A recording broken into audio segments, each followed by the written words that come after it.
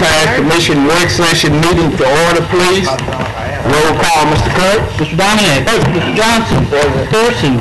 Wynn. Bowman. Ms. Baker. Ms. Lynch. Mr. Escaday. Mr. Thibodeau. Cox. Smith. Mr. Epperson. We have a quorum, Mr. President. Okay, I'd like, I would lead us in invocation today and ask Mr. Smith if he would lead us in the pledge. Will we all stand, please? Gracious Father, thank you for allowing us another day in the land of the living. We ask a special blessing upon our friends and our neighbors in the country of Japan due to the catastrophe that they are undergoing. We ask that you bring your blessings toward them spiritually, physically, mentally, and all things good, and also help them in their grievance, Father. Father, we also ask your blessings upon our troops that are serving throughout the world, throughout this nation. We're most thankful to what the sacrifices that they make. We ask for your support also with this body in the deliberations that we will undergo today and in the future. We ask that it be done in proper decency and in order. These and other blessings we ask in your Son's Jesus' name. Amen. Amen. Amen. Turn and face the flag and repeat after me. I pledge allegiance to the flag of the United States of America and to the republic for which it stands, one nation, under God, indivisible, with liberty and justice for all.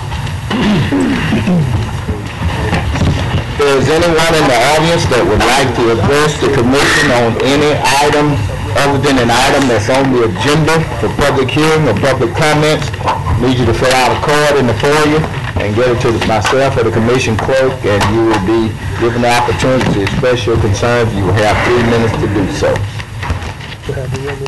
Okay. Are there any agenda additions? Yes, sir. Pearson? I'd like to add to the agenda a resolution to be voted on for Thursday. Do I need to state the Yes. Okay, the resolution to be voted on Thursday for to issue the Shreveport Regional Sports Authority their quarterly allotment. Second. Okay. We're moved by Mr. Pearson, seconded by Mr. Dominique, that the agenda be allowed to be expanded to put a resolution on for action on Thursday. It must be unanimous. All in favor, please vote.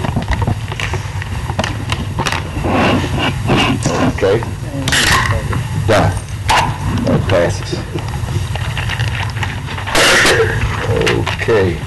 At this time, we have one card, and I have Bobby Gill. You come forward, sir, state your name and address for the record, and you may proceed. You have 3 minutes.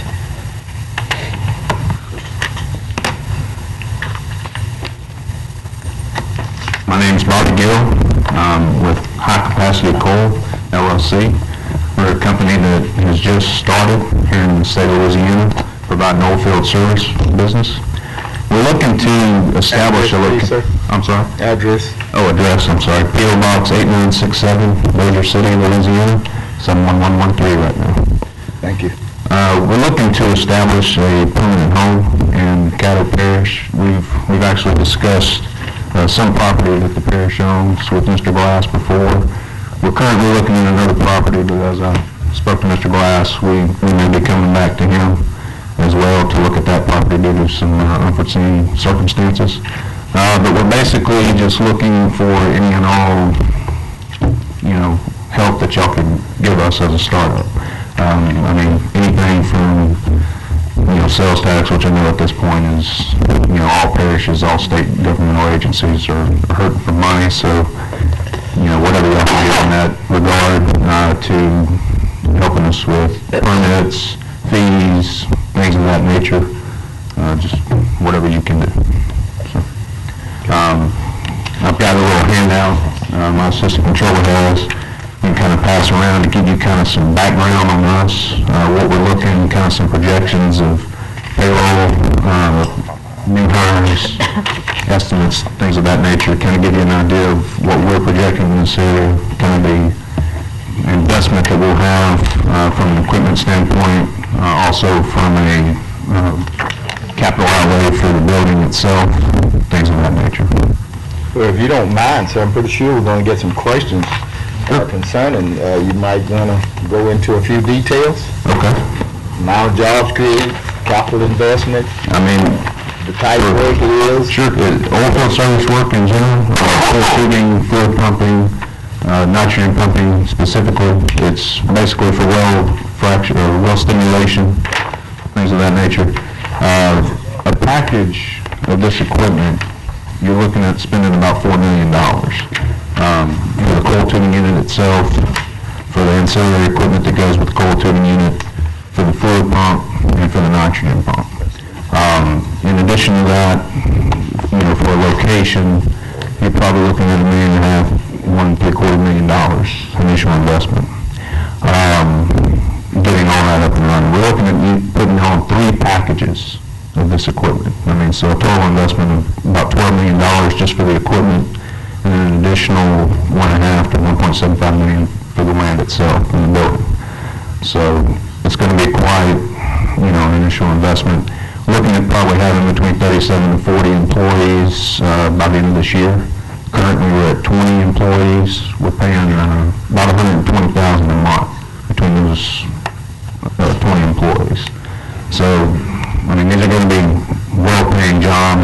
I've got some details as far as exactly how much, you can look at for our field personnel versus our office personnel and their salary breakdowns. But it's a pretty, they're going to be well-paying, high-paying jobs. So, and also myself, I'm the controller of the organization. Our general manager, resident of Caddo Parish, we want this to be our home. We're not looking to go anywhere else. We want to establish the company here. We will be looking at other oil plays, of course, to send our equipment to, but we want this to be our headquarters. And so, as we grow, even in other areas of the country, we'll be adding additional office personnel to coordinate between those offices. So, overall, we see this eventually being the 75 to 100 employee location here in Shreveport, Louisiana. So. Did the gentleman have a word? No, he was giving for more support. At this time, we have Ms. Baker, Mr. Cox, Mr. Pearson, Mr. Dominique, and Mr. Johnson. Ms. Baker. Yes, on these 37 to 40 employees by the end of 2011, what positions are those? Well, most of them are going to be in the field personnel. You'll see the breakdown that I have here. They'll be in field personnel. We have approximately 5 people in our office staff, myself included. Basically, an AP clerk, AR clerk, payroll clerk, and my assistant controller here, and myself. Everybody else is related to the equipment, up and running with the equipment, making the equipment run. So. You're currently residing in Bossier now, and you want to move to? Yes, ma'am. We had to get up and going. It was kind of a quick deal that we had to do. We had to find a temporary location, and we just happened to find one with the proper acreage that we needed in Bossier City. So we moved on that, but it's a short-term lease. It's a 1-year lease, and we're trying to get to Caddo as fast as possible. So. And the last thing, you have like a brochure on some background information on you all or anything? Well, since we're in the company, we really don't have any kind of a brochure, but we can get you any kind of information you need as far as my background, the general manager's background, his experience, things of that nature. And some references? Sure. Thank you, Mr. President. Okay. Mr. Cox? Basically, you were just answering my question because, pardon the pun, you look kind of young. Yeah, I appreciate that. I'm glad you're actually got enough sense to leave Bossier and come home to Caddo. Well, that's what we want to do. With the gas going down, and I see your figures here, and I may be applying for a job. Yeah. We're looking for qualified employees. With the gas the way it's going right now, do you still feel these numbers are going to hit? We do. With 3 units, I'm sure y'all have read a lot as we have. As a company, we have to assess this. That a lot of the, Petrohawk and Canna, Chesapeake, they're looking to cut their rig counts. However, we don't feel that it's really going to be that drastic to us with only 3 coiled tubing rigs. Petrohawk with 12 to 14 rigs running in this area, they're somebody that we've actually had in-depth conversations with, and they're chopping up the beds for us to hurry up and get out there. We just got our first unit actually delivered this weekend. So as soon as we get our master service agreement signed with them, we'll be going to work for them, if not this week, next week. So over the course of the year is when the 3 will come into account, and I mean, we have no problem, we feel, keeping those units busy, given the history of our general manager and kind of our sales staff and our office, our field personnel that have been out there in the field. Their reputation is second to none. What size location, I mean, are we talking about a fleet of trucks, or are we talking about a large enough area to house trucks and trailers? Yes, sir. Yes, sir. It's the coiled tubing units themselves, and the fluid pumps and the nitrogen pumps are all on flatbed trailers. They're mounted, and they're pulled by tractor trailers. So, I mean, we've already got all our tractor trailers. We're just waiting on the units to come out. Right. How many trucks you got? We got 9. And how big a yard do you need? We need at least 5 acres. So. All right, thank you. Okay, Mr. Pearson. Yes, first of all, I want to thank you, for coming. I mean, we want new businesses in Caddo. Are you the company that's going to be, was interested in being located somewhere off Wells Island Road? Is that? No, sir. No, sir. They came to us, That's they were talking about the North Shreveport Industrial Park. Industrial Park. This is the same one, and I'm sorry, Mr. Coming back around. So. Yes, sir. Okay, because I had asked, if there was another one, a company that was applying for Louisiana Quality Jobs, there's a resolution already on here. That's us too. Yes. Okay, and there was another company that I hadn't spoken to that was applying for the same thing in my district, I believe. And I asked that we table it until another time, so this is evidently is not that company. Okay.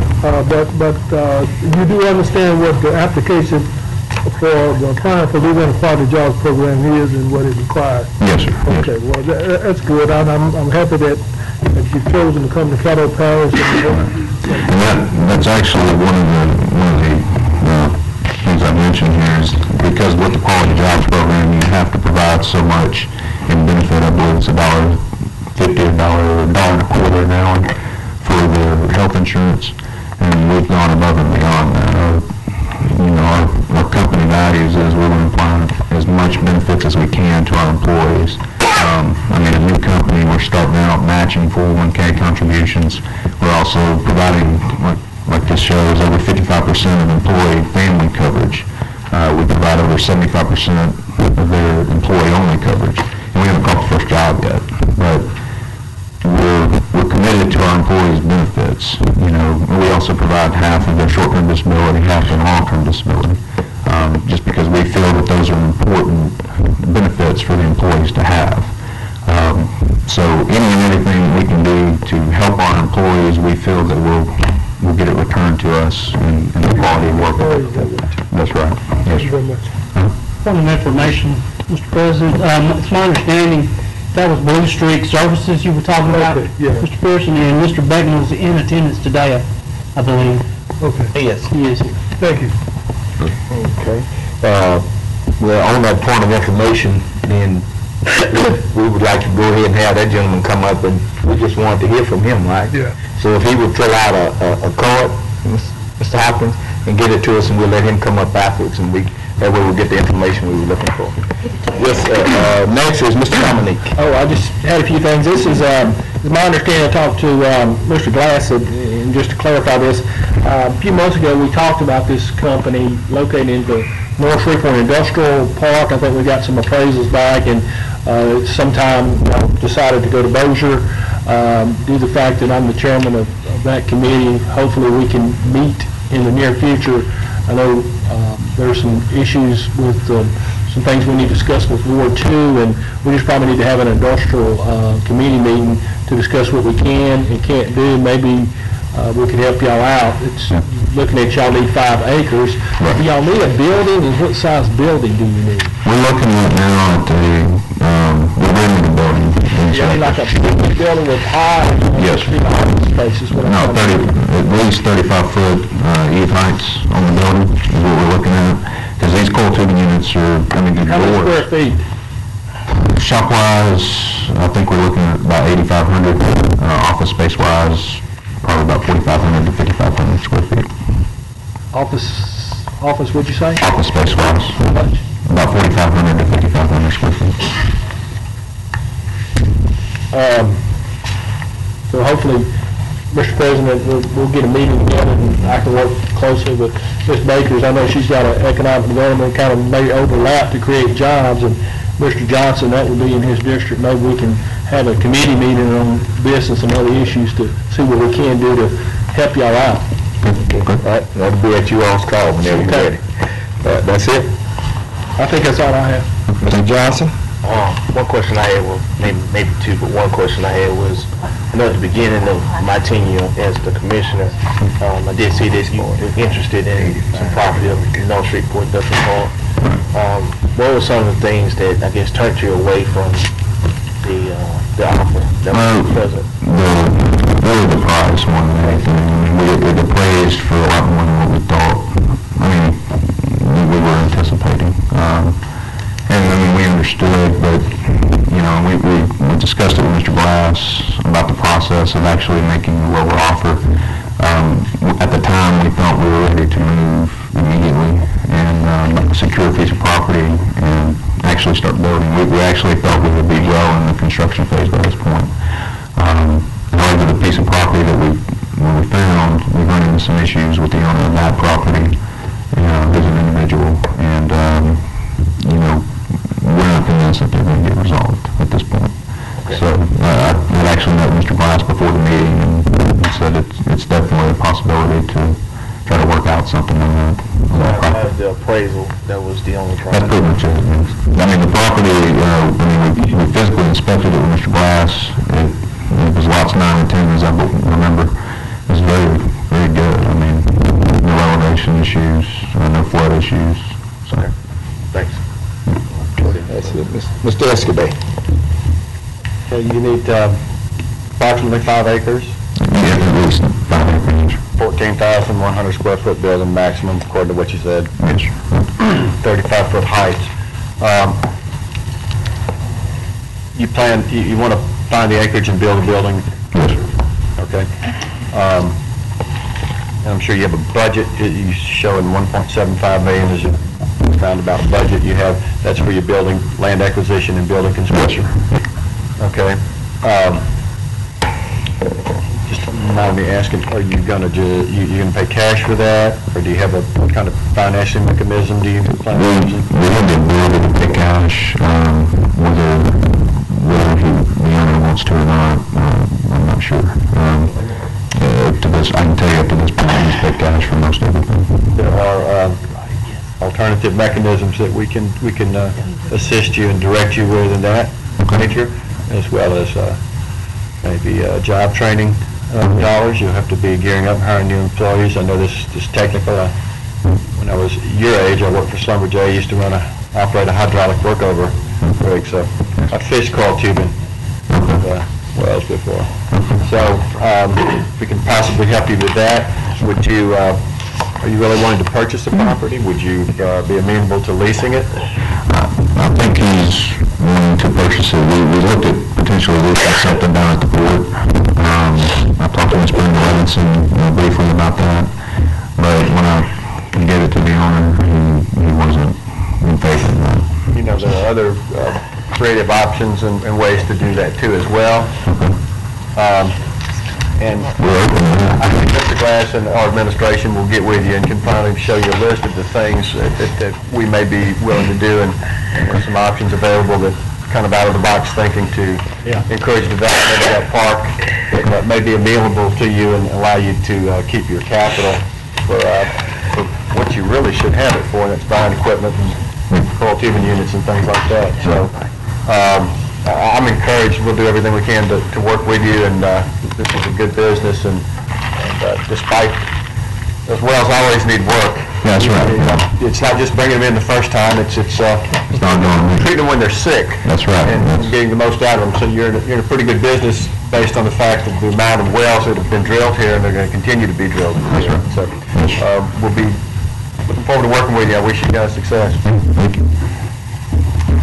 Mr. Lynn? Who is the owner of high-capacity coil? He wishes not to be named at this point. He's had some other business dealings, in this area and throughout the state of Louisiana, but he's not wanting to mention his name. Is it a subsidiary of another company? No, sir. This is a completely different venture for him. Thank you. Okay, so we appreciate that, and Mr. Dominique and Business card. Ms. Baker will be getting together and do what they can, and also you'll be meeting Mr. Glass, and I'm sure he'll take you through all of the steps that you need to go through. So we appreciate you coming. We'll do all that we can to bring this to fruition. Is that it, sir? Mr. Dominique, that's it? That's it, sir? We thank you. Thank you. All right. Thank you for your time. Okay, thank you. This time, Mr. Richard J. Beckno. Did I pronounce it correctly, sir? Yes. All right. How about that, Mr. Mariah Lewis? My third grade teacher be proud of me. You did well. Somebody is anyway. Yes, my name is Jay Beckman. Come to the mic, sir. State your name and address for the record, and you may proceed. My name is Richard Beckman. I'm the president of Westpeak Services, LLC. Our address is 1000 Wells Island Road here in Shreveport. And we have applied for, or we filed an advance notification under the Louisiana Quality Jobs Program. And I was asked to appear in this committee commission to answer any questions you might have about that application. Mr. Pearson? Yes, sir, I'm probably the culprit. Okay. I didn't know anything about the business, it's in my district, and I just wanted to hear from you. You know, we're a little selfish about things that go on in our district, especially when somebody's asking for something and we don't know anything about it. So I wanted you, not that we are opposed to anything, certainly want you to look at you and to hear, you know, about your business and how many employees and just what do you do and some things that can help us in making that kind of determination. Okay. Unlike the previous company, we're in the manpower business more so than the equipment business. Okay. We came to Shreveport about a year ago, a little less than a year ago, and hired about 50 people, a little less than 50 people. Most of those are welders and helpers and operators, and we supply services to the oil field industry. We primarily do welding and hookup of the wells. Once the drill is finished with it, we take over and hook it up to the equipment. So essentially we supply skilled labor. Okay. We have a shop at Wells Island Road where we do the fabrication of that piping. The shop's, it is actually the old Davis Trucking terminal, and we leased it from the Airport Authority here in Shreveport. Did a little fix-up, and now we're using it for a shop and an office building. So we work primarily for Petrohawk. We do all their well hookups. Are these permanent employees? Yes, Okay, so they are. they are. Okay, how many did you say you had? Right now, it's about 40 on the payroll, including 5 administrative people, including myself. Okay. These people get benefits as well, health benefits? And Yes, they do. We supply health insurance for the employee, and we allow them to purchase health insurance for their families. Okay. Okay, that's all for right now, thank you. Thank you. Any other questions? Okay, thank you, sir. We appreciate you coming. Okay, at this time, don't have any more cards. We'd like to ask Ms. Lindsay Gowdy and Mr. Rick Hope of the Sparta Groundwater Commission come forward, state your name and address for the record, and you may proceed with your presentation. My name is Rick Hope. Address is P.O. Box 520, Weston, Louisiana. Ladies and gentlemen, we appreciate the time. We'll try to be brief this afternoon. I serve on the Sparta Groundwater Commission as a commissioner. I also serve as the executive director of the Sparta Foundation, which is a charity. It's the fundraising arm of the Sparta Groundwater Commission. We have been fighting a battle in North Louisiana for the last 10 years. I'm not sure how much y'all are aware of that battle or understand what's going on, but this short presentation is very short, and it hopefully will make you more aware of the situation and what's going on. First, you have to understand that the Sparta aquifer, it's defined by upper and lower levels of good old Louisiana clay, which means basically water cannot penetrate it.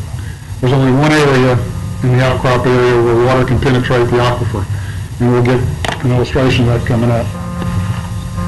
This is the extent of the freshwater area. As you can see, it's significant. It stretches from Shreveport, from Caddo Parish, all the way to Monroe, West Monroe area. This is the primary water source for most towns, most municipalities in North Louisiana. There is no other source available in most areas.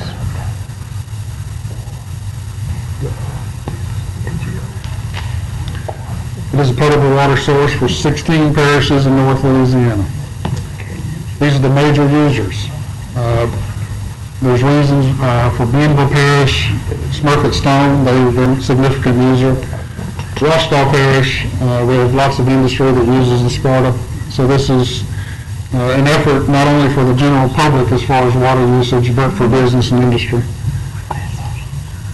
An outcropping of the section in north central Louisiana. As you can see, this represents the Sparta aquifer. This goes down, starts at about 200 feet, goes down to about 800 feet. You notice the red on the right of the screen. This is the salt water area. This is contaminated by salt water and it's unusable. This is migrating toward the west. It's a very slow migration, but it makes the water quality unusable. The line, Monroe does not use it, West Monroe still does use it in their practical applications. As you can see, went too fast. 1900, the level of the aquifer, it was an artesian aquifer. It was under pressure. If you drilled a well in the aquifer, water would come spewing out. 1980, we used it to the point where it started dropping below the formation. 2001 continues to fall. This is all USGS information at this point. The next two are my slides. The question I always ask is, at what point are we concerned enough to do something about our water supply? As we continue to use it, the population continues to grow, there's going to be a point of no return for us, and we're going to have to start, we're going to be forced to have surface water applications instead of aquifer applications, and it's going to cost us a fortune because we haven't done well in the planning.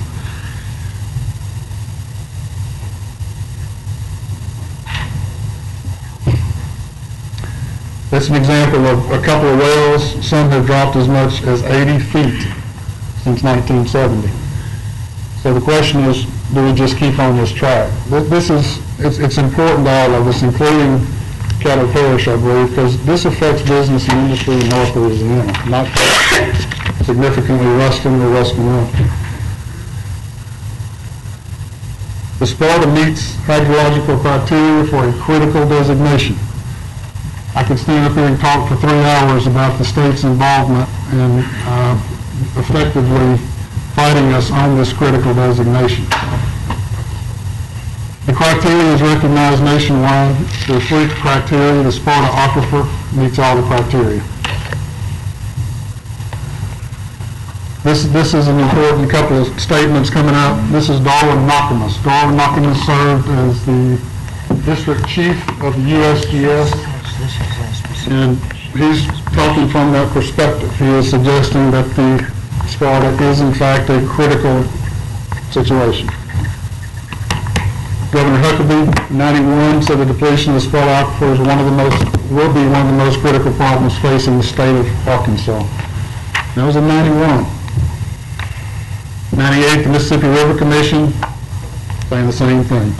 USGS, same report to Congress. The required action, this is the important information. We use 70 million gallons of water per day from the Sparta aquifer. It can only sustain 52 million gallons of water per day. So we're overusing it 18 to 20 million gallons of water a day. We have to reduce it by that much just for it to be sustainable. And by state law, the state of Louisiana is supposed to make aquifers sustainable for future use if they are not. And it's been a process which has been very, very slow. We would have to reduce it another 10 to 15 million gallons a day for it to start recovering.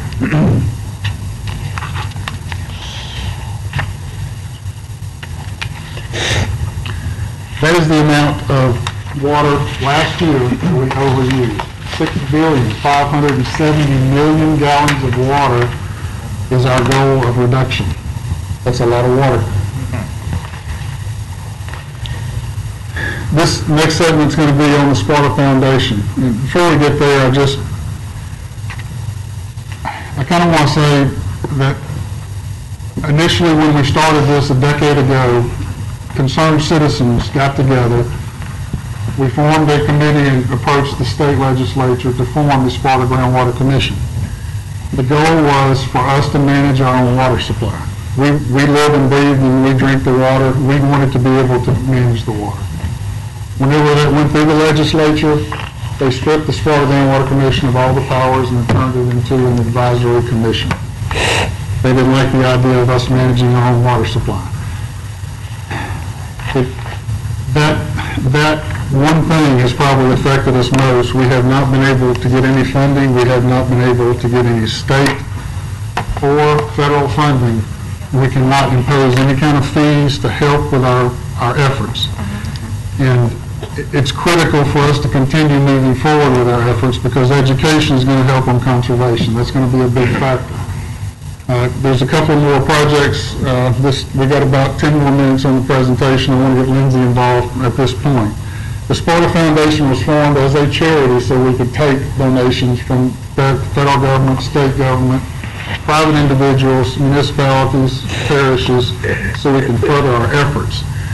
We have an agreement with most parishes throughout North Louisiana, and those parishes have contributed annually so that we can have an educator. Lindsay is the full-time educator. She goes out every day into our school system. She goes out every day trying to preach to our kids that we must conserve. And it's been very effective because those kids take that message home and they're the conservation police in their homes. So Lindsay, I'll let you take it from here. Thank you. I'm going to hit on a few things throughout the rest of this presentation that we've done. While education and outreach that I've done over the past 2 years, I have been with the commission now for 2 years, are important. We've also felt that marketing the problem to adults is very important and putting it in their face, not only through students but also through the media. And we'll demonstrate that over the next few slides. In 2005, we created about a 10-minute video that we used for educational purposes about the Sparta aquifer. It's a fun little video. It's geared towards students talking about ways to cut down your water use. Now, there were actually 2 versions made of this. The Sparta version that's specifically for our area, and then the State Department of Natural Resources wanted to get involved, and they have one that's very generic for the whole state to use. This is an award-winning video. It really hits on a number of the points, the messages that we want to get out about water conservation in North Louisiana. This is one way that we've seen to reach out.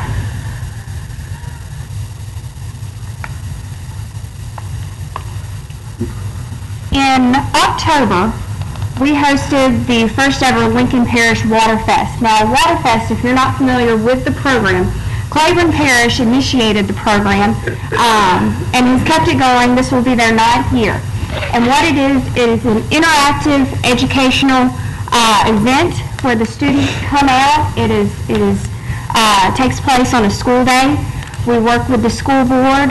They bring out, it's normally either going to be 5th, 6th, or 7th grade students, and they come out and they learn everything about water you can imagine, from the biology of water, breaking down and what it's made up of, even treated water, to quantifying water through a relay race where they have to fill up either 55 or 96 gallon trash can with water to demonstrate if we didn't have the infrastructure we have today and that was their daily chore before they went to school, would you use quite as much water as many of our grandparents and great-grandparents did? That was their daily chore. This program has really proved to be very successful in educating the students. One other thing we also do, as you can see with the picture, all the students are wearing a t-shirt. We do provide, we have a t-shirt design for all the students' t-shirts. The Lincoln Parish Water Fest reached out 700 students, and we also brought in about 100 pre-service teachers from Louisiana Tech, as well as all of the in-service teachers. This was just a wonderful success, and one that we do plan to expand. It's one that needs to be continued. Now, the Sparta Commission, the Sparta Foundation, we do not have regular funding. So to be able to do the programs that we do, to raise awareness, we also have to put on another hat and find the money, raise the money. In November, we had the first ever Sparta 5K run. It took place in Shooter, Louisiana at Squire Creek Country Club. They donated the facilities for us, and we had between 50 and 60 participants come out on a very cold and wet morning in November. This was an event that we actually were able to raise about $2,000. That was after all of our expenses. This was a great success, and one that we do plan on using this year as well, and looking to other ways to raise funds. Now, every year, and it was actually this past week, there is what's called Groundwater Awareness Week, National and State Groundwater Awareness Week, where it is highlighted upon to hit on groundwater as important, to go out and educate it. Last year, we joined with the Department of Natural Resources to go into the schools, to travel. We developed comic books, we developed t-shirts, stickers to take to the students, to get the information in the homes. And that was something this year we ran into a problem with, being so close to state testing. But we're looking to move some sort of educational week to the fall.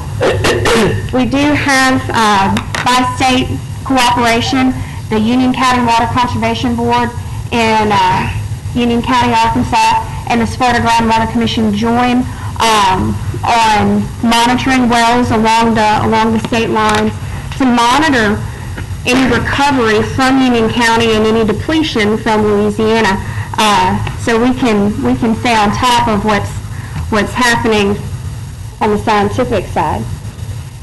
Now, one thing most important to the Sparta is our industries. We are seeing, and part of where we're seeing the drawdown of the water is for industrial reasons. They use the water. But what is the most encouraging is we have seen industries coming and saying, this is a problem, we want to make an effort.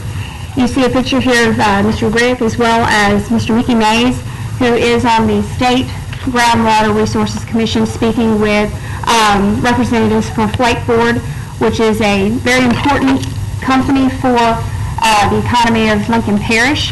And they have actually come forward and said, we're looking for ways to cut down our water use, to recycle our water use.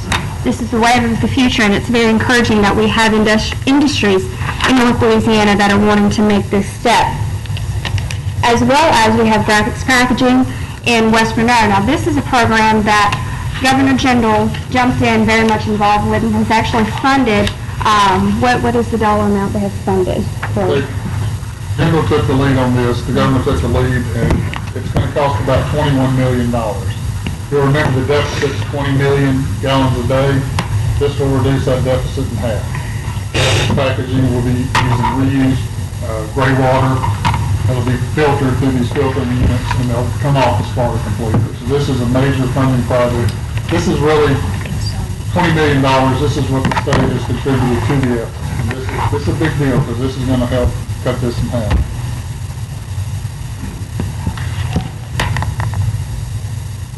Now, what we're really about with the Sparta Foundation, and what my job is obviously outreach, it's education, it's marketing.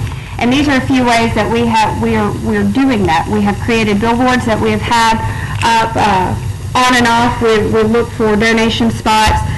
We have digital billboards that when they're open spots, these go up. We also have radio spots that are, we have newspaper spots, and then we'll get to radio spots, that have been run across the region in the Sparta Media Network, which Mr. Rick has developed, being the editor of the leader. We also have radio spots that have run since 2005 regularly as a way of outreach. We have raised over $700,000 in public service ads since the beginning of this campaign. That is enormous on what the public and what our business and media corporations feel this is a priority. Now, our future goals, as I stated a minute ago in regards to our Water Fest, is to expand that to all of our parishes, which would include Caddo.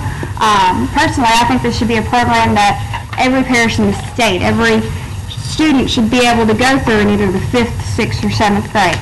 It is a wealth of knowledge. It's not just a day to go play in the park and go play in water. It is a wonderful educational tool on the most important natural resource we have. Of course, we want to look to expand our marketing program. We are looking every day to see what new opportunities we can make through the video we have.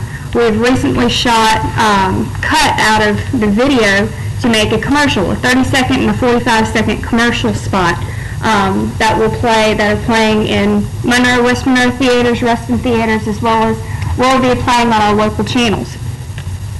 We're looking at developing an educational publication for adults to be distributed through newspapers in North Louisiana as a way of getting the information out to the public. Again, we were hoping to be able to show you our commercial PSAs that will be playing in the theaters, but due to technical difficulty, we'll just have to surprise you when they appear on TV. But they are good. They are very informative. And most importantly, just like to, before I turn this back over, leave y'all with a thought that what we're trying to do is truthfully encourage a generational shift in how the next generation of water users, taxpayers, voters, businessmen and women, commission members use water. You know, much the same way we think of as seatbelts. Vehicles were made without seatbelts not too terribly long ago. And we've gone through generations where my 5-year-old son gets on me if I don't put on my seatbelt. That is a generational shift. Same with cigarettes. You used to buy cigarettes in a vending machine. I mean, where have we come now? We need that same process to come through with the way we think about our natural resources, and most importantly, water. We can't survive without water. One final thought. What do you pay for a gallon of milk right now? About $4, right? What do you pay for a gallon of gas? Well, none of us really want to think about that right now, but it's close to what, $3.50 a gallon? And what do you pay for water? What is that price going to be in 10, 20, 30 years if we don't get our usage under control? At this time, our commission member, Mr. Philip Lane. Let me say one more thing real quick. Okay. something that is Come on to the affecting mic, y'all. sir. I'm sorry. Come up to the mic. Something that affects y'all right now in the Haynesville Shale is the fracking of oil wells. We're trying to focus on the fracking situation and understand more completely how that affects the aquifer. It is affecting Lincoln Parish and surrounding parishes, specifically in Arcadia. The Martin gas situation, they're pumping water into a gas storage facility, a future storage facility to make the salt domes larger for more storage. That is using a tremendous amount of money. The aquifer there dropped 15 feet in 15 months and scared the heck out of everybody in Arcadia because that is their primary water supply.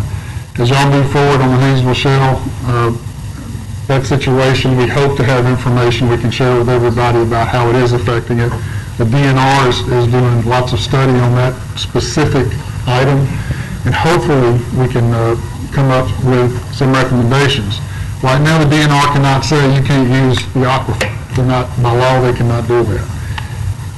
That needs to change, and that's going to have to change in the coming decade because we just cannot, especially in the areas of concern, that there's 3 areas of concern in close to Lincoln Parish and Washita Parish. Those areas have to have more control over what's the amount of water that's leaving the earth at this point. So, any questions about the Martin situation, Arcadia situation? Are y'all aware of that? Are y'all concerned about it? Gotta be concerned. Did you want to, with Mr. Lane? Yes. And then after everyone's made the presentation. I'm not going to give a good presentation like these two just did, but I want to thank the commission for allowing me to serve on the Sparta Commission this past year. It was a 1-year assignment, and basically my term has expired. But I am personally going to continue to support Sparta, and I'm going to try to attend as many of their meetings as they have. I thought it would be important for y'all to know what they're experiencing because we have gone through a little bit of that already, and we've gotten some voluntary support from industry. We want to make sure that it continues. I get a copy or I get an email of every water well that's drilled in these parishes, including DeSoto and Caddo. I started with November, and I fell asleep in January of 11. But there were roughly 500 water wells drilled in 2.5 months to frack gas wells and oil wells. That was mostly, I'd say 95% of that was in Mosier. Now, I'm going to continue to do everything. I'm going to go back and look at some of the earlier data, and I'm going to look at some of the later data to see what was done in Caddo. But basically, in those 2.5 months, there were no wells that drilled for fracking. November, December, and half of January. I don't want this to be like our parish to end up in a serious situation. Our parish is, our aquifer is more fragile than theirs. The Arcadia gas well, salt dome leaching, their goal was to get 3 million gallons of water per day to leach salt domes.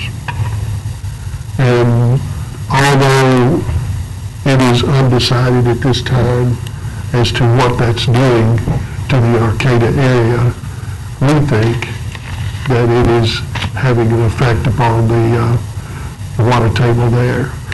Recently, there was a well in Arcadia city limits that USGS went to, and it was sampled back in March of 2007. And the water table has dropped 64.4 feet from that period to about January of 11. I can't say enough about trying to get state support from our our legislators and from y'all, because y'all can influence a lot of what the representatives and senators think and do. But there is one water district in Louisiana that has control of their water. And that is, guess what, around Baton Rouge. It's called the Capital Water District. But they control the water and everything that's drilled in that water district.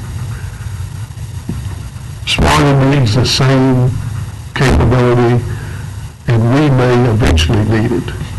So the compromise that was given to Sparta, they called it an area of concern. Federal grants and federal monies don't come to areas of concern. They come to critical areas. And that's why Arkansas was able to get so much support from the federal government. I recently was told by a friend of mine in Colorado, I said something about water. And he said, yeah, my daughter just bought a dually.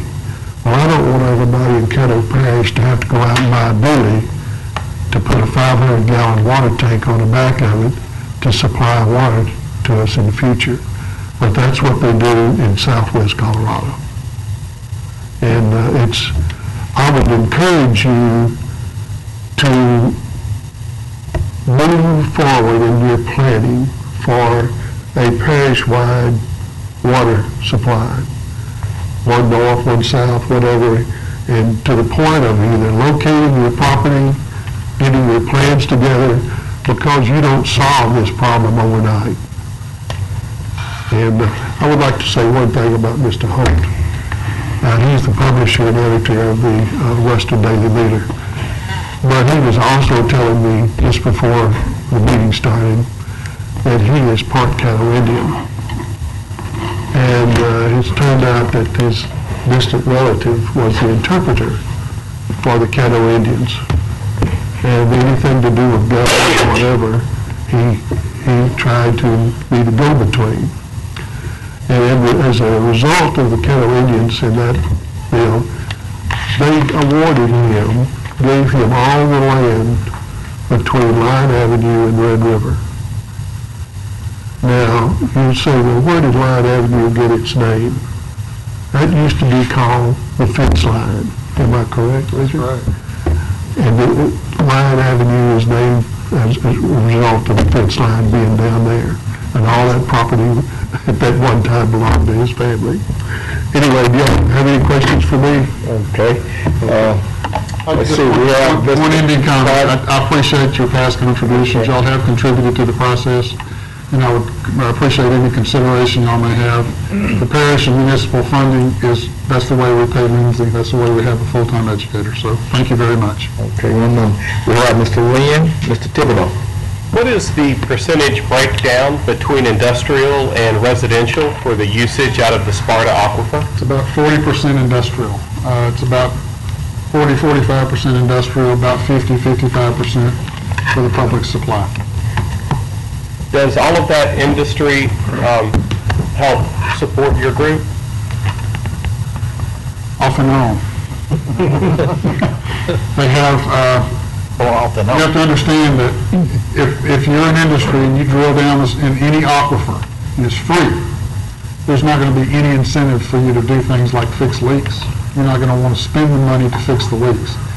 That's what has changed over the last 5 to 6 to 7 years. We focused on that one issue to make them more aware of that. They've been good citizens. I would say they've made efforts in reducing their consumption. It's also saved them money, and it's made them conserve a little bit more water just to be proactive in the conservation effort. Yes. Thank you. That's all. Okay. Mr. Thibodeau? Yeah. Mr. Lane, you said you were going to do some research on Caddo as far as how much. Come on up, Mr. Lane. All right. He's directed to you. Sorry you had to get back up.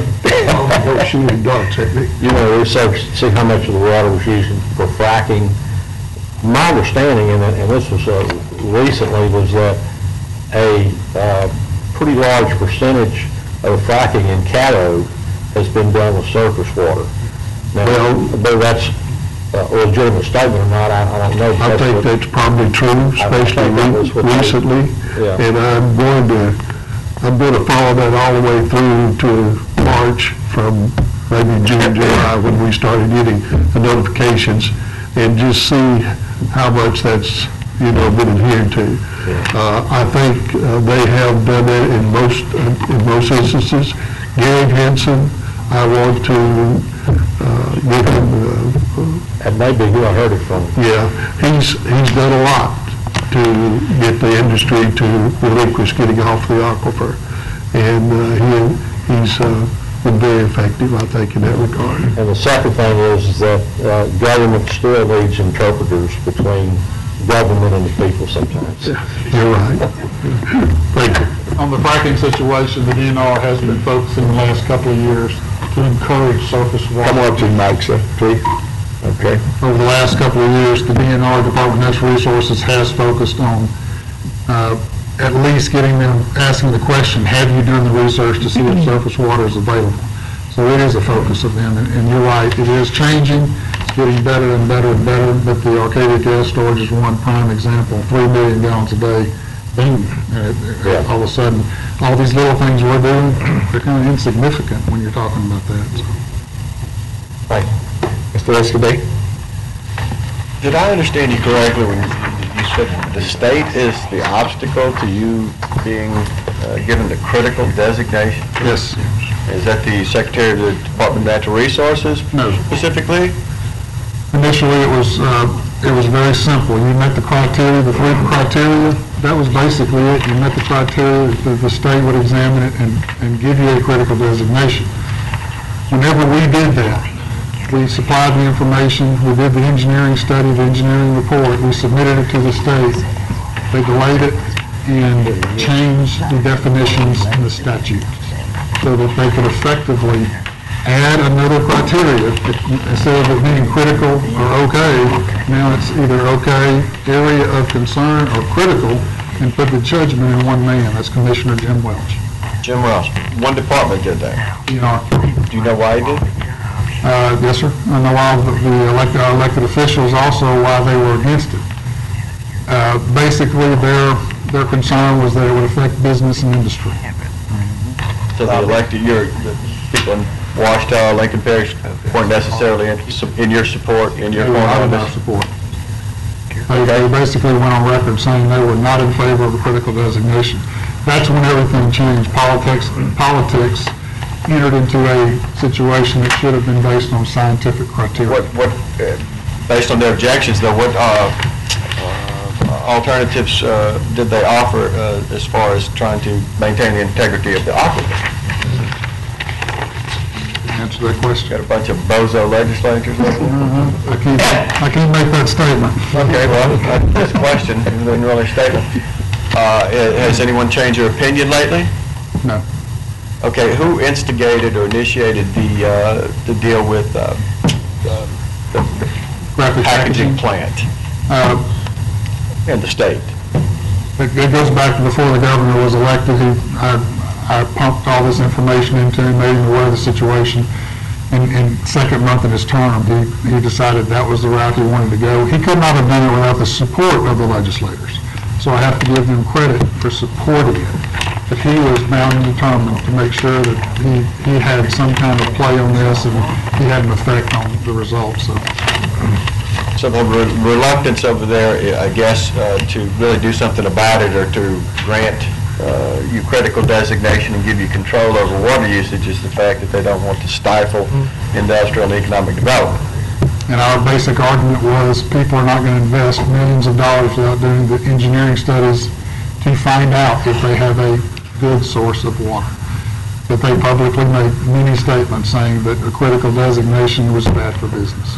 Are you doing anything to encourage working with the Northwest Economic Louisiana Economic Development Foundation to encourage the use of surface water? Yes. The Washita River, for example, yes. Might be a good supply. So basically what you'd like for us is continued financial support at this time based on your current status so that you can continue to educate people as far as conservation and alternatives. Right, Water and to usage. support surface water projects. But all of those are important. Conservation can have an impact of 10 to 20% as far as usage, and it is having a tremendous impact, there's no question. Very good. Mr. Lane, I would like, when you get that information, I'm like Commissioner Thibodeau, I'd like to see it. From my understanding, the aquifer really doesn't run into the shale formation in this parish. Now, in Bossier, understandably so. It does up in the very north. Right, but that's not really in the shale play. There's no activity, very little activity up there at this point in time. But I do know, as Mr. Thibodeau said, that the energy partners around here, and I'm not pro anything other than doing the right thing, but the major players in Caddo Parish have been very, very cooperative in finding alternative sources rather than using, just water wells drilled for fracturing. And they worked with us without us passing an ordinance, without us doing anything, because basically, as we've come to find out, we're powerless. They can pretty much do what they want to do. They seem, at least so far, to be good neighbors. But I appreciate your efforts and wish you success, and I'll do what I can to make sure that we continue the commitment. I understand it's a pressing problem the further you go east, but it's a problem here, and as you mentioned, on our north and south water usages in our regional utility district. We've worked on this diligently for the last 4 years. I believe this year we're going to at least make great strides towards achieving some of that. As you know, it's hard to get money out of anybody, and there is no money, and unless you're really good friends with one of the congressmen or senators now, a handful who know actually who's printing that money, and where they're printing it at night, it's kind of hard or next to impossible to get it. But appreciate your effort, and we thank you for being here. Thank you very much. What about Wilson? Well, not yet, Jim. Mr. Wilson? Yes, sir, President. Thank you, Well, sir. we haven't finished yet, sir. I'm sorry, Y'all I'm sorry. cut them up. Thank you, sir. We said one question is aquifer being recharged at all? It is being recharged. Let me have your attention. If you will, come to the mic. See, this could help you in the future. We make DVDs, so come up to the mic so we make sure we pick up everything, okay? There's only one area, and it's along Webster Parish, and that's where the aquifer is close to the surface of the ground. That's the only recharge area that exists. Everywhere else in North Louisiana, water does not penetrate from the surface to the aquifer. So that's why we're having the problem. It's a good thing, it's a bad thing. It can't be contaminated because there's no penetration, anywhere in North Louisiana, but also it cannot recharge, so. But your question was? Rain, come on. Y'all, come on, just cover up there. The efforts of Arkansas over the last, 3 years? Oh, it's been 10 years. 10 years, okay. They have contributed to the recovery of the aquifer in North Louisiana. But that's the only thing that has contributed to it. If Arkansas had done what they did and the federal government helping them, then North Louisiana would not be recovering at all at this point. But that has not reached down into the central part around Farmerville, Linden, Ruston, that same. Let me point one thing, or repeat one thing that the USGS said. They said in a meeting in Ruston, it's been probably about a year, that unless the state gets this identified as critical, this Sparta or any other aquifer problem, they don't expect much help from USGS or the federal government, because they only respond to the word critical. Mr. Lane? You also mentioned that your term has ended. Yes. Is that because you no longer want to serve? According to their bylaws, which that's another rat's nest, the way the committee was formed. The outlying parishes, the representatives only serve on a one-year basis, rotating. So like I said earlier, I am going to continue to help, and I'm going to continue to go to their meetings and do what I can as a personal individual to help their cause. And so, but to get answer your question, I would love to serve again, but it doesn't permit me to do so. The bylaws. Mr. Lynn, if you need any help, like we did last year for you, went to some of your expenses, your travel expense, Yes. we can help you with that too if you want to keep going. Okay.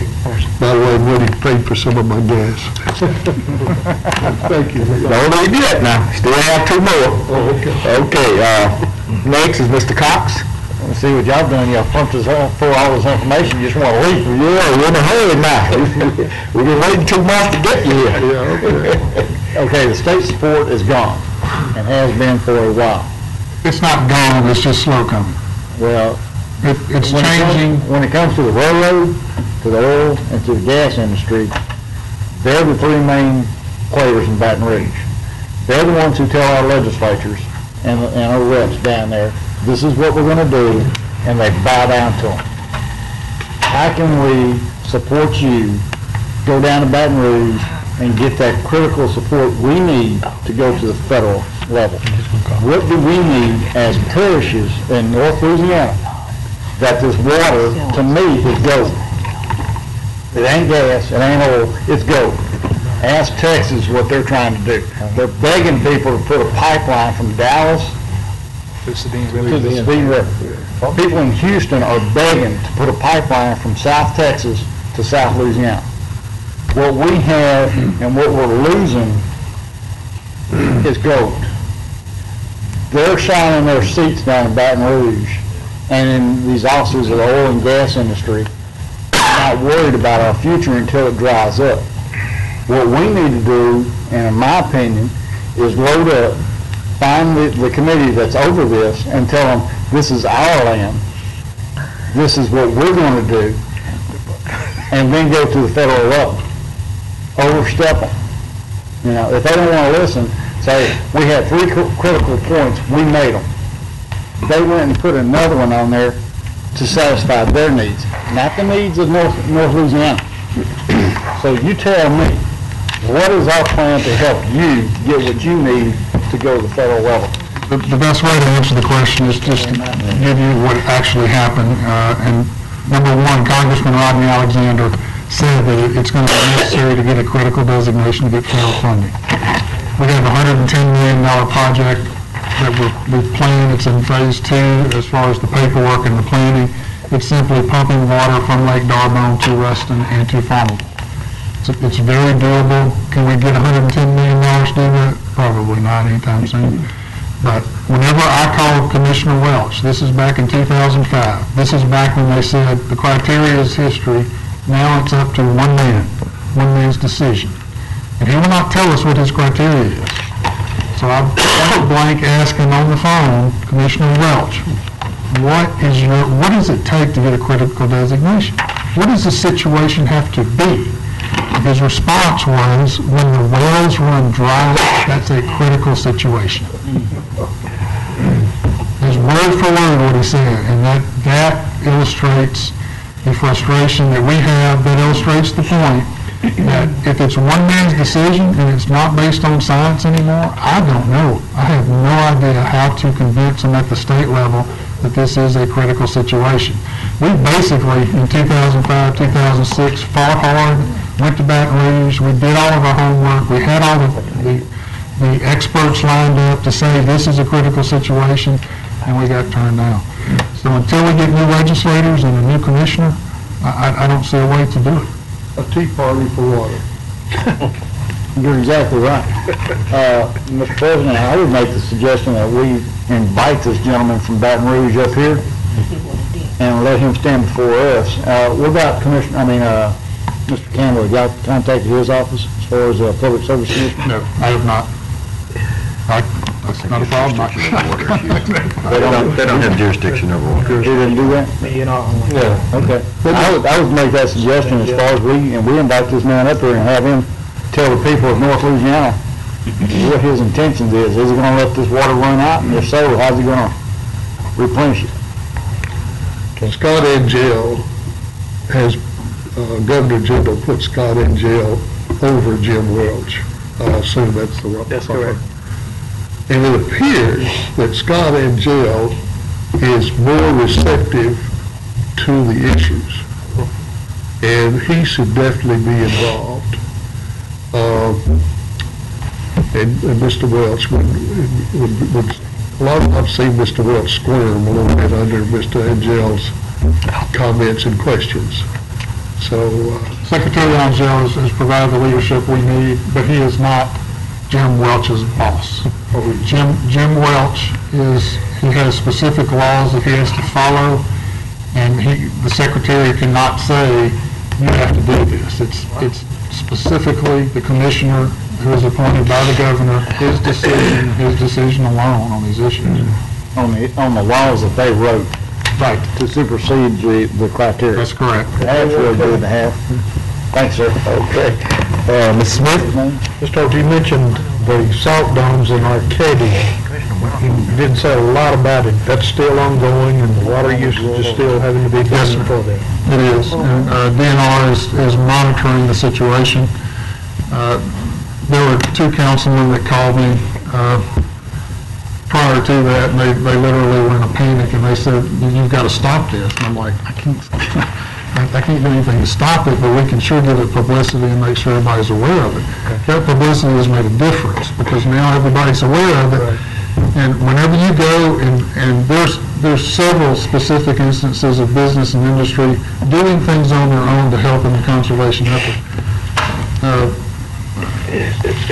Louisiana Tech University is building a huge pond to use for various needs rather than Sparta Aquifer. It's going to cost $1.2 million. The Squire Creek Golf Course, instead of drilling down and using water, they built this huge reservoir, cost over $2 million. It's out there, and people understand that there is a need. That's the key with the situation also with the gas situation, Mark Gas in Arcadia. Everybody's extremely concerned, but the city council wants to sell the water. They want to make that money for the city. So, at what point do you say our water supply for the general public has to come first? Yes, thank you. That's it? My fellow commissioners, I think you hear what the problems have been and are. They're not getting any better. They're going to get worse. And we've got to do everything we can to put our support behind these people here. Fortunately for us, we have two people in District 11, Mr. Cuvion and the fellow in the Florida Commission, who have been studying this for so long, and they know more about it than anybody I've talked to locally by far. So we really have to get behind this. It's not going to get any better. It's going to get worse, just like you said. Thanks for coming. Okay. Ms. Gowdy, Mr. Holt, Mr. Lane, we appreciate you for coming. And I too am aware of the situation. When I was on the commission in the 90s, we started talking about that. And it has gotten progressively worse. And I would think, Ms. Gowdy, if you would, sometimes look at the Discovery Channel and that History Channel, and you see these countries in Africa and these places where it's so desolate, where these kids got tin cans trying to get a bucket of water or something. You might superimpose that in some of the educational, because sometimes we take things for granted and we get so complacent, Yes. But what you showed today was very eye-opening. And if you would you leave a hard copy of your presentation for our records? Did you get a copy of that? I have a hard copy. I'll try to find one. I think I may have one in my vehicle. Okay, because there's a couple items on there that I wanted to look at a little more in depth. Once again, thank you very much for your consideration today. Okay, next item, Mr. Craig. Move to our reports. We have an administrative report. Who is it? Yeah, President Epstein, we have about a 15-minute presentation for you today. But if the board's pleasure for us to delay that, it has to do with animal services staffing. What's the pleasure of the commission? Would you like a break or would you like to delay? Okay, we'll delay until the next work session. Okay, that's fine. Okay. All right. I just want to make you aware that this Friday is we have a going away celebration for Mr. Edwards' retirement from noon to 3 o'clock. We'll be celebrating his retirement over at the Juvenile Services Department. I'd like to invite you all to stop in and say hello or bye and good luck to you if you would like to do that. And also, at this time, I'd like to have Anita come forward to kind of give you an update on the LCDBG process that will be on the way pretty soon. So, good afternoon, Commissioners. I just wanted to let you all know that we are beginning the planning process for the CDBG application that we go through every 2 years. We plan on having a public hearing the 13th of April at 10 o'clock in the morning that will allow for citizen participation and also will allow for all the service districts in the parish to come and give us their projects that they would like to see you all fund or put application forward on. I'll be writing all of it in a letter, but I just wanted to let you know in case anyone contacted you. But I'm going to send a letter to all the districts, water, sewer, and fire in the parish, and tell them that they can come on 10 o'clock on the 13th to the public hearing and bring their projects. And then shortly after that, we'll be bringing all the projects collectively to you as a group for you all to make two choices on the applications to go forward with. But I just want to let you know before you start the process in case you get any phone calls on it or whatever. So those are going to be, they'll be eligible for sewer, potable water, and water for fire protection are the categories that they can bring forward to us. It does not provide for fire equipment. At one point, they used to get trucks and fire equipment, but that's been disallowed, so it would strictly be fire stations, to house their staff and their personnel. I have a workshop that's coming up. We don't know all the rules are not set in stone yet. The process is just now beginning. And so there'll be a workshop that's coming up soon that I will attend to get more of the details and the steps that we have to follow. But we can start our citizen participation part of that now. They're encouraging us to do that because our final applications will be due in November. So it takes a while to have all the required public hearings and post all the things in the newspaper that they require us to do. That's why we have to start early.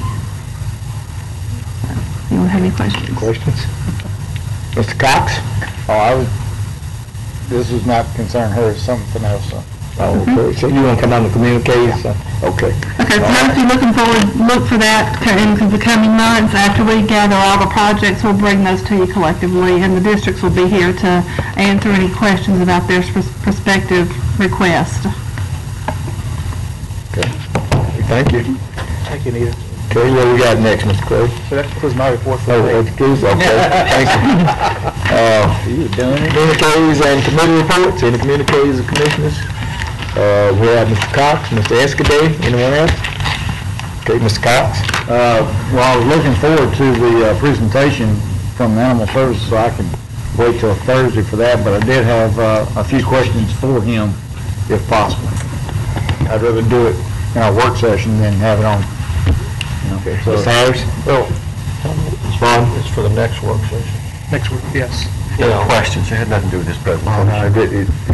I guess it's another issue that he Well, has. it deals with animal services and, first off, there was an officer that was, not attacked, but he shot a dog that was unleashed on him the other day. Yes, sir. Was you caught out, or were y'all caught out on that? We were after the fact dealing with it, sir. We weren't initially on the call. SPD was. Okay, so they shot the dog dead? Yes, sir. Okay. Before you took over your position, I talked to Mr. Pepper about a law in some states that I would really like to push here locally, is that if you have the intent to take a dog, such as a shepherd, it doesn't have to be a specific breed, a shepherd, Doberman, pit, anything like that, and like this gentleman did, took that dog, let him go and told him basically, get him. There's other states and counties that would look at that as a forcible felon, okay? Attempted murder.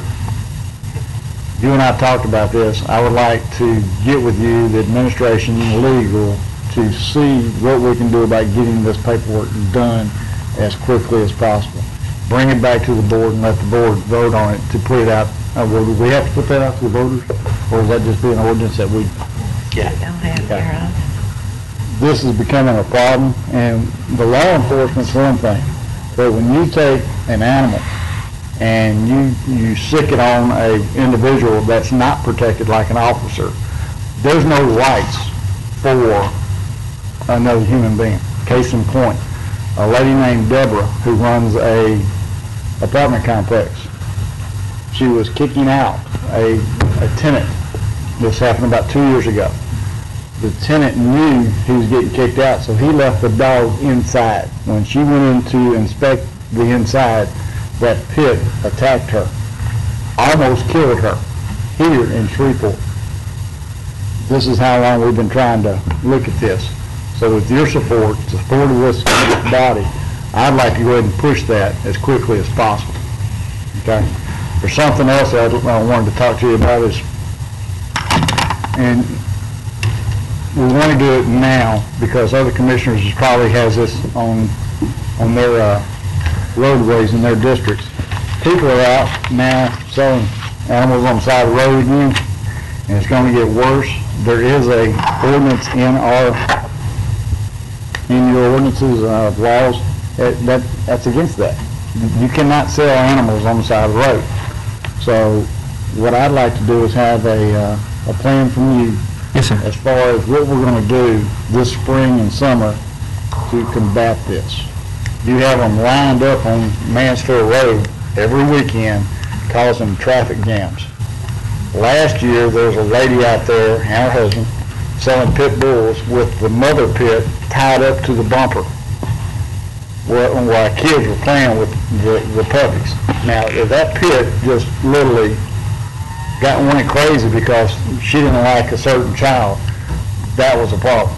We have a problem. Are you staffed where you can answer a call on weekends for this problem, or can you have somebody that knows where they're setting up weekend after weekend? Uri Drive is a problem area. North Market is a problem area. Mansfield Road is a problem area. Are we staffed to handle this problem? No, sir, we're not staffed to be able to combat that. When you look at what we have on the weekends, we're looking at emergencies and responding to calls throughout the entire parish, which consists of over 850 miles. So with one officer being able to be in Oil City and then have to get back to Shreveport, it presents a serious challenge. So we're not staffed to be able to go after the person that's selling dogs or giving away dogs on the corners of those locations. So it would be tough for us to be able to pursue that and enforce it without having to create people to come in for overtime just to target that on the weekends. I've always been a firm supporter of animal control and animal services. What I would like on behalf of the president, have a study done through concerned commissioners who would want to look into this with the Mr. Harris, administrator, and the commissioners who would like to sit on this and just look at his needs, bar none, what they need, facility-wise, money-wise, personnel-wise. I still think that, you know, I sent you that email the other day. Yes, sir. Are we overstaffed in some areas when we can have people on the street? Are we having the benefit of the doubt on the weekends shift to the week shift?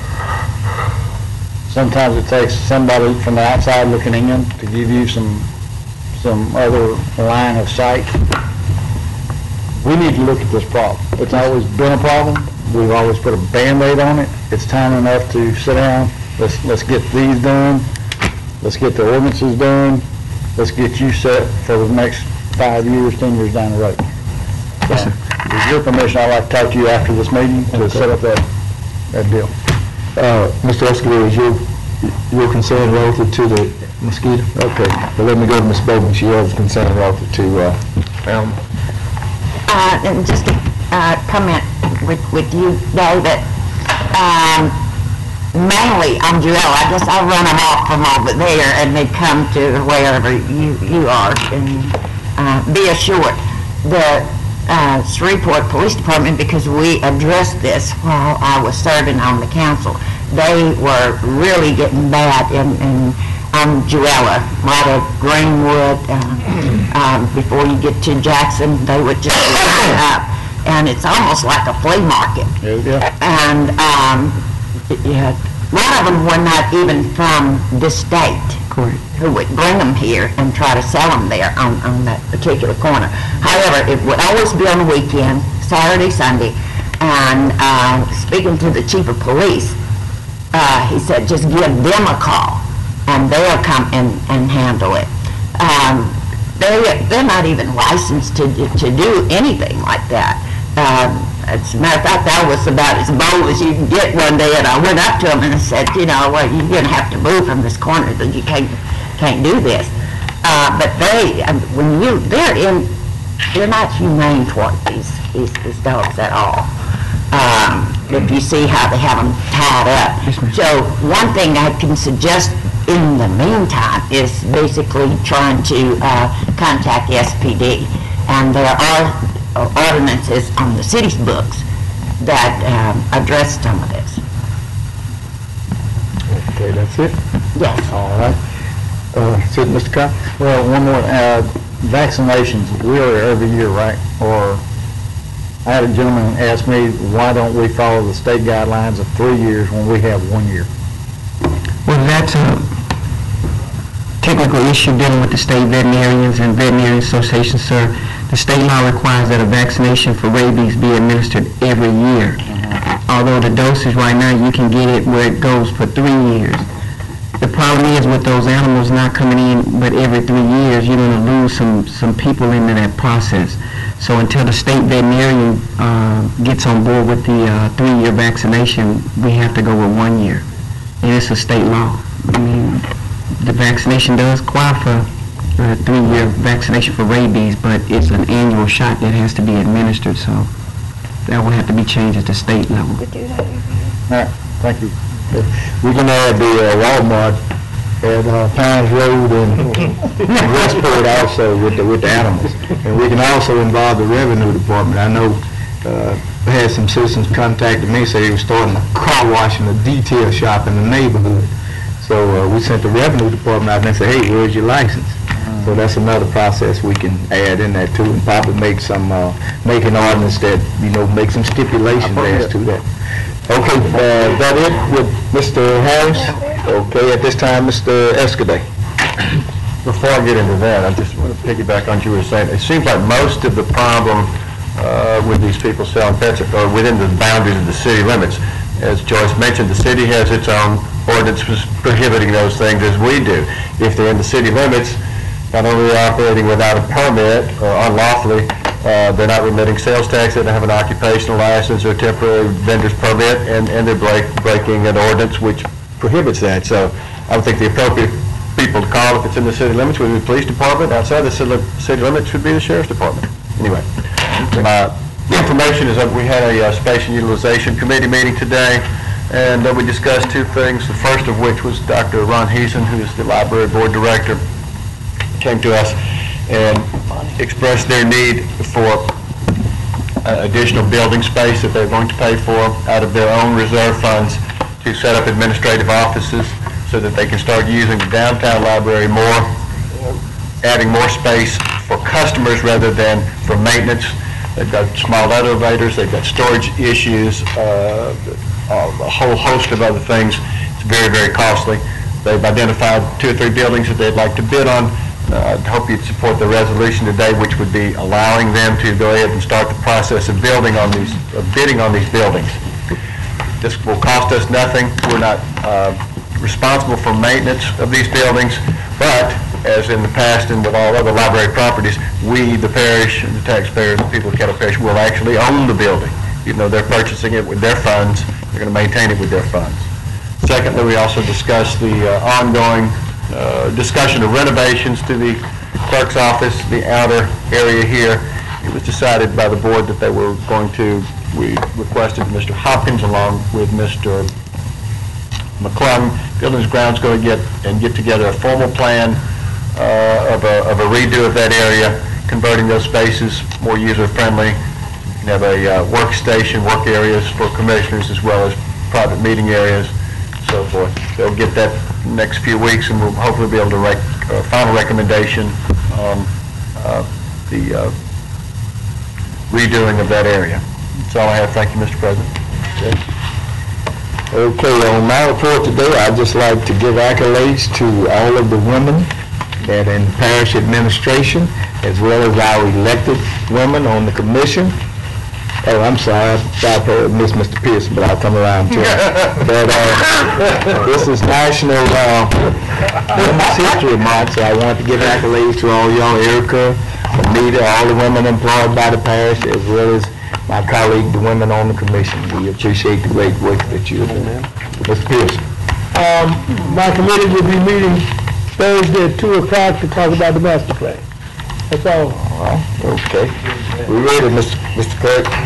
Just for your information, term for Mr. Jerry Thomas, who is on the North Shreveport Industrial Park, will expire on April the 5th. Just wanted to bring that to your attention. We have no old business. All right. And we'll move to new business at this time.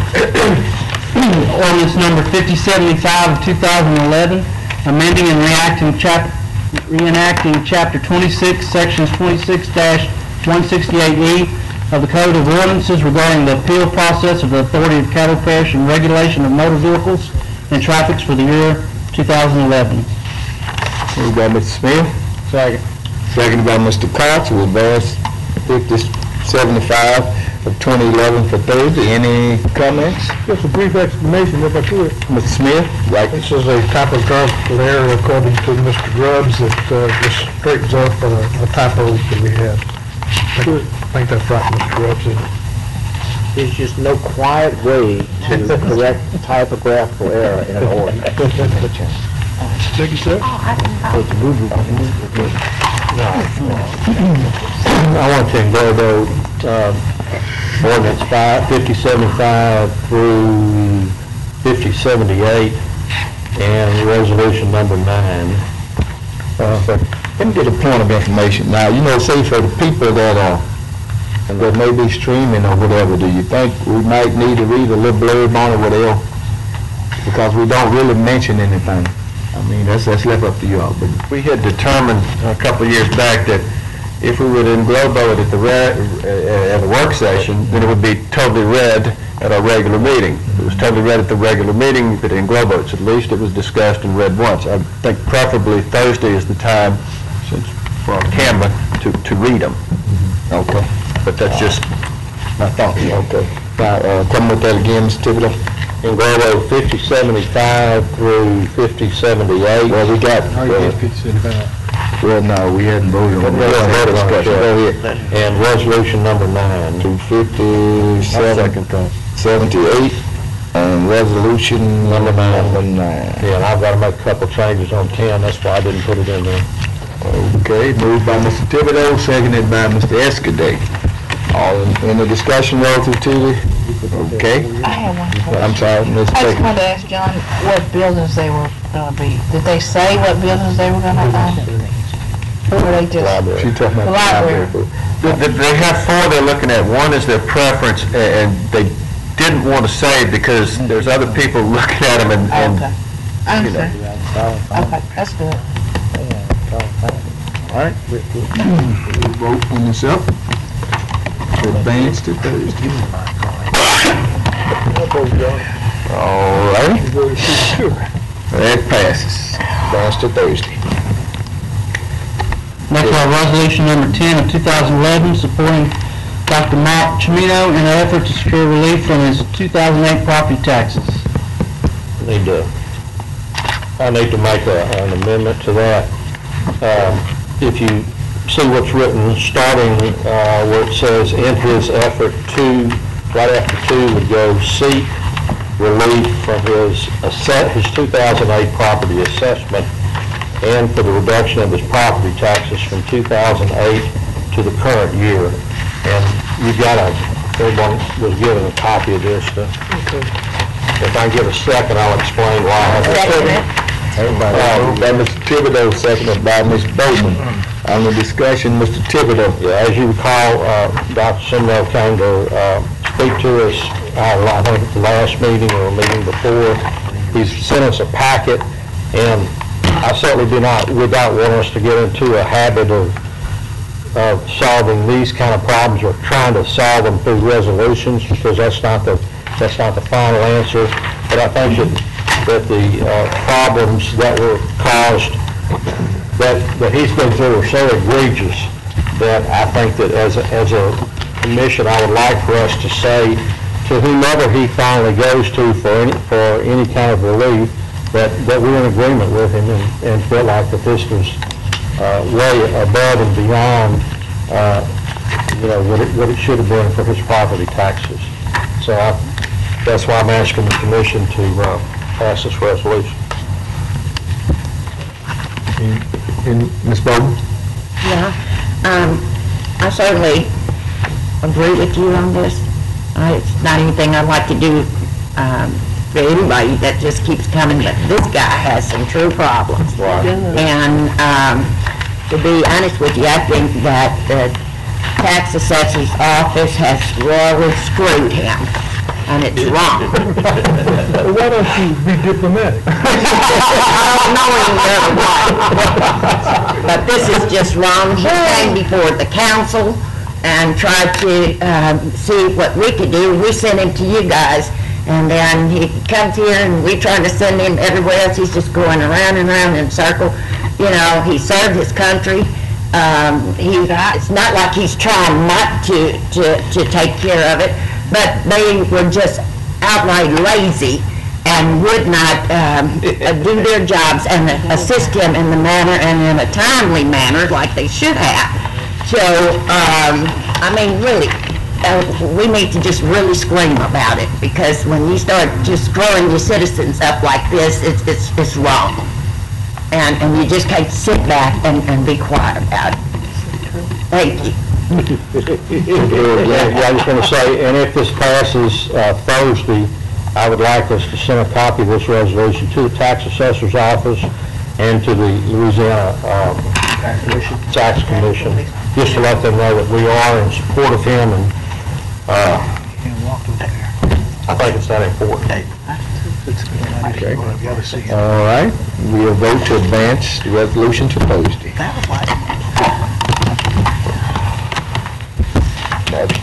Advance to Thursday. Consent agenda, got one more. Next, we have authorized Mr. Willie Washington, member of the Clean Water Committee of Belcher Dixie, as a visitor for Thursday's meeting. So moved. Moved by Mr. Dominique, seconded by Ms. Baker. Any discussion on advancing to Thursday? Okay. Move to adjourn.